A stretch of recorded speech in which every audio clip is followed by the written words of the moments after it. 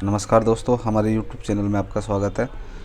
कैसे आप? I hope बढ़िया होंगे, मस्त होंगे। तो देखिए दोस्तों, ये डेल का एक ब्रांडेड पीसी है। ये रिपेयर होने आया हमारे पास। तो कोई दुकानदार है जो रिपेयर करते हैं, वो हमारे पास भेजा है, डायरेक्ट कस्टमर से नहीं है।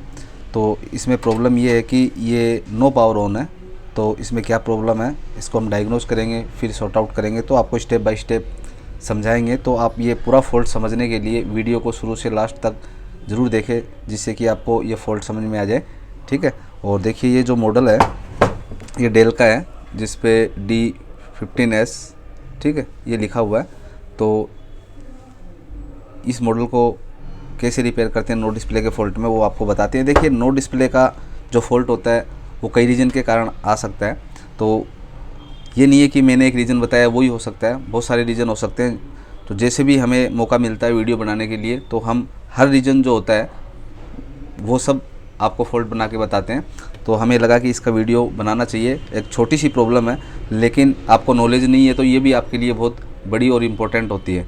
ठीक है दोस्तों, तो आपने अभी तक हमारे चैनल को सब्सक्राइब नहीं किया तो सब्सक्राइब जरूर कर लीजिए, लाइक शेयर ज़रूर कीजिए, जिससे कि ज़्यादा से ज़्यादा लोग इस वीडियो का फ़ायदा उठा सकें। और बाकी आपको पता ही है कि आप हमारे चैनल पे यदि कंटिन्यू हैं तो हम लैपटॉप के चिप लेवल की जो रिपेयरिंग है उसके वीडियो, डेस्कटॉप की चिप लेवल और पावर सप्लाई के हमने डीप लेवल वीडियो और क्लासेज भी लाइव ली है, वो हमारे चैनल पे हैं, आप जाके उसको देख सकते हैं। तो आज देखिए, इसमें डेल वाले CPU में देखते हैं कि क्या प्रॉब्लम है। तो देखिए, मैं पावर ऑन करता हूँ इसको।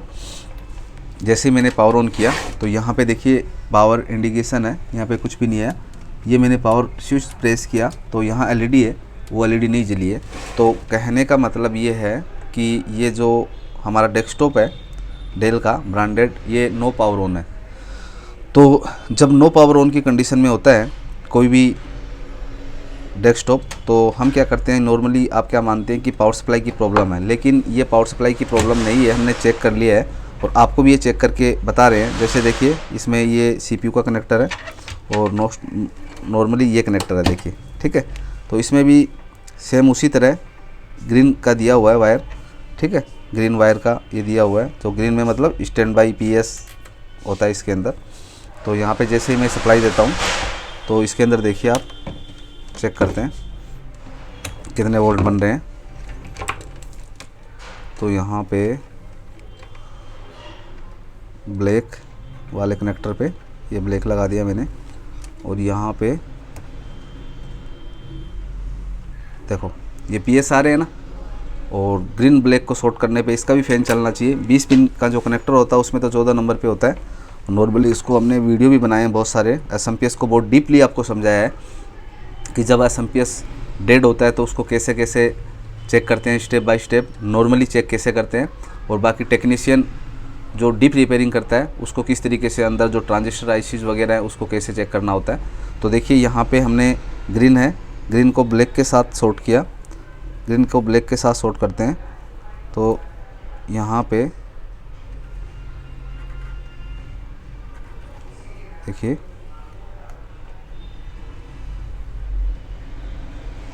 इधर देखिए, ये फ़ैन इसका मूव हो गया है, पीछे की साइड देखिए ऑन हो गया है, LED जल गई है इसकी। ये फ़ैन भी मूव हो गया है, इसका हवा आ रही है और ये LED ऑन भी हो रही है। तो कहने का मतलब क्या है कि हमारा SMPS ये ओके है।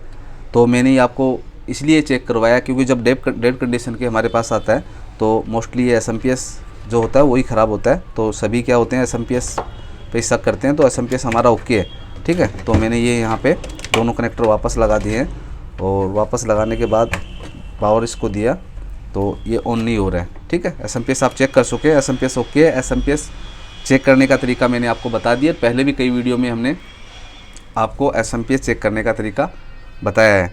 तो ये ब्रांडेड SMPS है, थोड़ा हटके है। तो इसमें कैसे चेक होता है, जैसे कि इसमें जो हमारा 20 पिन का कनेक्टर नहीं है, इसमें खाली एक CPU का है और ये एक 5-6 पिन का कनेक्टर है। तो सेम इसमें भी स्टैंड बाई और PS वोल्ट होते हैं। तो ग्रीन वाले पे जैसे PS आया तो मैंने क्या किया कि PS को ग्राउंड के साथ शॉर्ट करके इसको चेक कर लिया। ये फर्स्ट स्टेप होती है। यदि ये स्टेप क्लियर नहीं होती, यदि ये ऑन नहीं होता फ़ैन, तो क्या होता कि मैं इसको SMPS इसका फॉल्टी समझता और इसका SMPS मैं चेंज कर देता, ठीक है। तो लेकिन यहाँ पे SMPS ओके है। फॉल्ट किसका बनता है, मदरबोर्ड का बनता है। तो मदरबोर्ड पे देखिए, मैंने कई वीडियो बनाए हैं आपने हमारे चैनल पे देखा होगा, उस पे भी नो डिस्प्ले का नो पावर ऑन का पावर सीक्वेंस क्या होता है कि कैसे कैसे पावर ऑन का ट्रैक, ये जो स्विच है वो जुड़ा हुआ होता है मदरबोर्ड पे, कैसे फंक्शन करता है, ये मैंने सब प्रॉपर इसका वीडियो बनाया है कि जैसे इसमें सुपर आईसी होती है, PS ऑन सिग्नल कैसे काम करता है, स्टैंड बाय बोल्ट कैसे काम करते हैं, बहुत बढ़िया तरीके से समझाया है। लेकिन देखिए रिपेयरिंग में क्या होता है कि रिपेयरिंग का थोड़ा फंडा अलग होता है, तो हमें जो नॉर्मली जो स्टेप होती है प्रैक्टिकली उसको अप्लाई करना होता है। तो फर्स्ट हमने पावर सप्लाई इसको देख लिया है। अब देखिए क्या करना होता है, सबसे पहले इसकी जंपर और जो PS होता है सीमोस बैटरी वगैरह होती है उसको नो पावर ऑन में देखते हैं, चाहे वो डेस्कटॉप ब्रांडेड हो चाहे ये हमारा नॉर्मल हो, ठीक है, असेंबल्ड हो। लेकिन ब्रांडेड में ज़्यादा दिक्कत होती है, जब इसकी सीमोस वगैरह में दिक्कत होगी या जंपर सेटिंग सही नहीं होगी तो ऑन नहीं हो पाता है, ठीक है। तो इसका सबसे पहले सीमोस सेल देखता हूँ मैं, ये सही है क्या। तो इसका सीमोस सेल देखिए, यहाँ पे ये सही नहीं है, ठीक है। यहाँ पे 3 वोल्ट सीमोस सेल होना चाहिए, जैसे कि पहले भी आपको चेक करके मैंने दिखाया है। तो सबसे पहले हम जो सेकंड स्टेप है हमारी वो इसमें देखते हैं सीमोसिस का सेल चेंज करके। तो सीमोस सेल देखिए यहाँ पे मैंने देखा है, यहाँ पे दूसरा लिया है और यहाँ पे मल्टीमीटर में दिखाइए आप 3.2 वोल्टेज आ रहे हैं।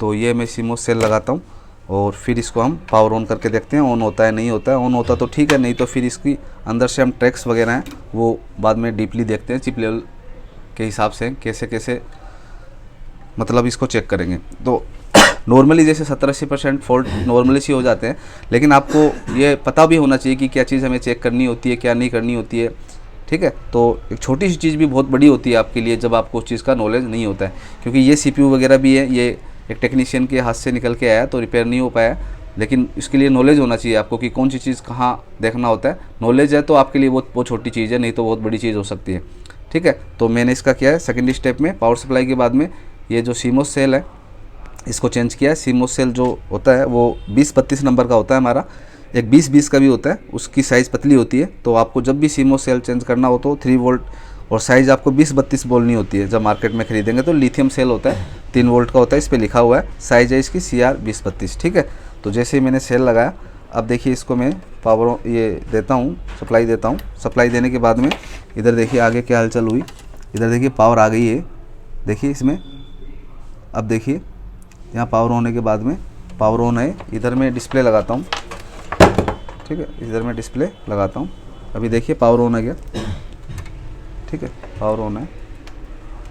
तो इसका मतलब ये पावर ऑन हो चुका है, क्योंकि ये सीमोस सेल की प्रॉब्लम थी। अब डिस्प्ले देखते हैं, ये CPU भी हीट करने लग गया है और आगे ऑन ऑफ जो स्विच है हमारा, देखिए एक बार मैं वापस ऑफ करके इसको ऑन करता हूँ।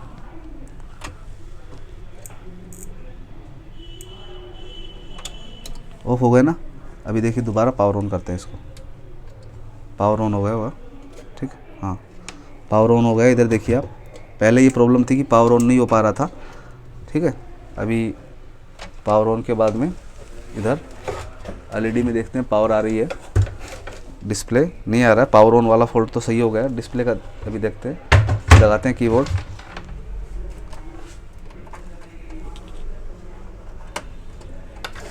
अभी कीबोर्ड लगा के देखते हैं कीबोर्ड में डिस्प्ले आता है नहीं आता है, ये देखते हैं, इधर दिखाइए, ठीक है। तो पावर ऑन हो चुका लेकिन डिस्प्ले नहीं आया। तो देखिए एक बार रैम हटा के लगाते हैं, हो सकता है कुछ दूसरी प्रॉब्लम हो, रैम वगैरह।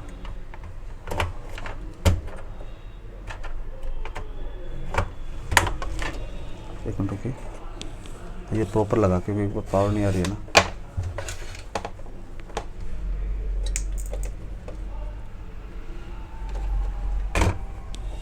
एक बार ये कनेक्टर देख लेते हैं, एटिक CPU 1 CPU 2 है, तो इस पर लगा के देख लेते हैं, कोई दिक्कत नहीं है, दोनों ही CPU के है। ऑन ऑफ स्विच पे सप्लाई आ गई है, ठीक है। अब देखिए अब ऑन करना है इसको, ठीक है, अब ऑन करना है प्रॉपर। देखिए ऑन हो गया, देखो डिस्प्ले आ गया, ये कीबोर्ड में तो डिस्प्ले आ गया, ठीक है, इसमें आ गया। तो ये देखिए डेल लिखा हुआ इस पर भी आ गया। तो कहने का मतलब ये रैम वगैरह लूज़ होगी इसकी, इस कारण से डिस्प्ले नहीं आया।